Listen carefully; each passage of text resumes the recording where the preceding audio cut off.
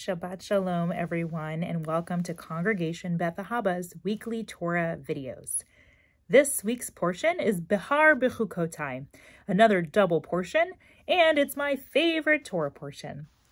Among the things discussed in these two portions are the Shemitah year cycle, the cycle of letting the land rest every 7 years, and the Yovel or Jubilee cycle, which is every 50 years. These two portions also close out the book of Leviticus.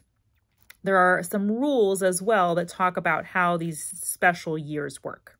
So the Shemitah cycle reflects the need for balance between the necessity for everything in the world to experience Shabbat and the pragmatic reality that the earth can't just be powered off for 1 day a week.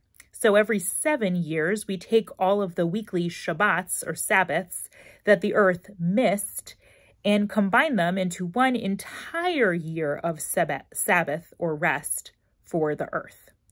The Yovel or Jubilee cycle is about having a reset button such that all of the lands in ancient Israel would go back to their original tribal holdings, regardless of whether they had been sold or given away. And the portion discusses at length how to handle different situations and how to prorate prices based on proximity to the Jubilee year and all of that stuff.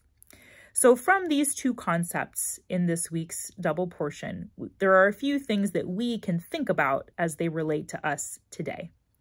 First, sometimes 1 day off is not going to be enough for us to recover or heal or rest from something in order to recover ourselves. We should recognize when that's the case, and the portion is encouraging us to give ourselves that time to recover and recharge when we need to. So that's one question that we should ask ourselves.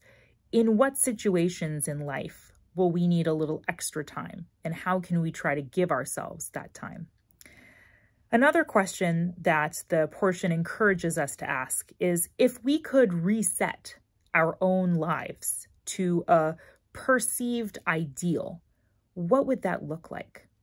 What steps can we take at any given moment in any given year to work towards that perceived ideal of our own lives?